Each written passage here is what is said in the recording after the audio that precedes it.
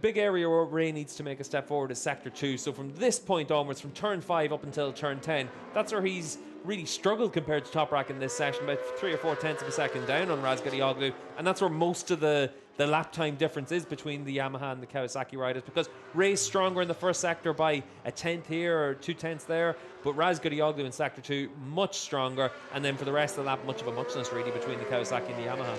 Jonathan Rea then making his way through the high speed turn 9 and now dropping down towards turns 10 and 11. Tight turn 11 with Razgatlioglu keeping Rea right in his sights.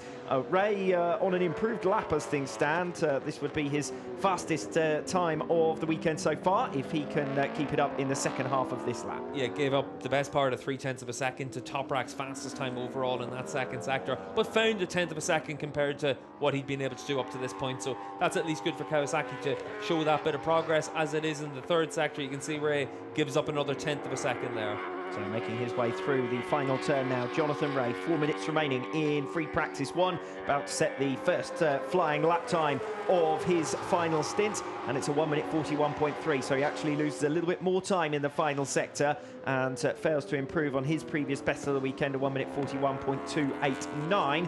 Toprak, of course, backed off in the first sector of his first flying lap in this his final stint, so now we'll get to see a more representative time from him as he tracks Jonathan Rea around this Algarve International Circuit. Yeah, and we'll see what they're able to do when they come through the end of the first sector, and certainly for Toprak, good chance for him to be able to see where the Kawasaki's stacking up, and but through that first sector it does look like it's stacking up pretty well. Rea with a red first sector, you can see that on the timing screen, timing tower on the left hand side of the screen. Red sectors means fastest overall, so Razgatlioglu and Rea both on really good pace through that first sector. Yes, that first sector isn't the problem though for Rea, is it? The problem is elsewhere. We'll see in the middle 2 sectors now whether he can try and unseat Toprak Razgatlioglu from P1 in this free practice 2 session.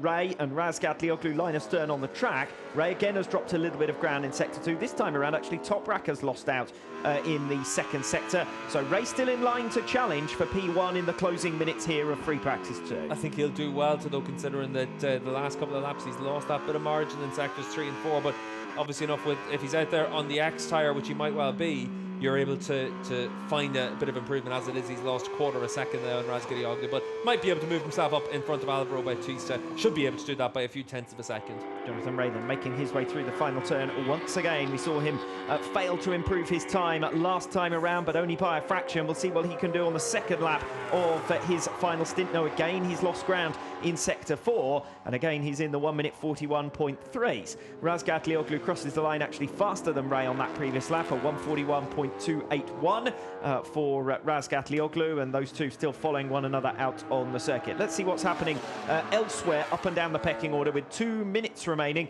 Michael Ruben Rinaldi up on his latest lap, only the first sector completed. We've got Axel Bassani, who lost ground in his 4th sector last time around, so he remains in 7th place. We've got Razgatlioglu leading the way ahead of Bautista 2nd, Jonathan Rea 3rd, Michael Ruben Rinaldi and Iker Lecuona rounding out your top 5. Lecuona just completing an installation lap here, so he might get one flying lap in at the end of the session. Alex Lowe's is back in the box, so he is not going to be able to set a time or a further time. 141.639, the best of his session. Bassani, Redding, Vierke and Gerloff currently in the top 10, although that's immediately changed. Philip Uttel has just crossed the line with a 141.836, so his fastest time of the weekend so far, and that puts him 10th overall on the combined time, so a decent effort that one from the number 5. Yeah, solid stuff there from Ertl, that's the real target for him in the Go 11 team, try and break into the top 10 over the course of weekends, because we have seen that Bassani on the Moto Corsa bike has been that 3rd Ducati for pretty much the whole season, so for Ertl it's about trying to break into the top 10.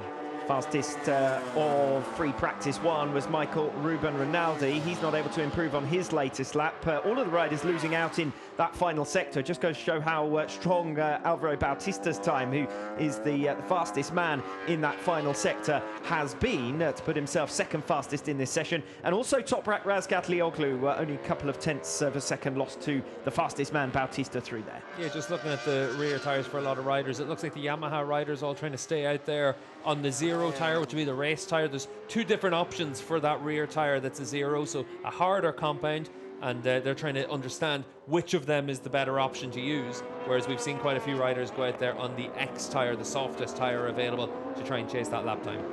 So the checkered flag about to fall then in free practice 2. Final laps to be completed by all of the riders. Loris Baz is on to improve, as is Hafiz Shaheen further down the order. Michael Ruben Rinaldi decent first sector. As far as the leaders are concerned, Bautista's dropped to second after the first 2 sectors, so he's not going to improve. Razgatlioglu and Rea still performing strongly through the first sector. We'll see how that pans out around the rest of the lap. Alex Lowe's just making his way out onto track, but that's just going to be for a practice start after the checkered flag has fallen.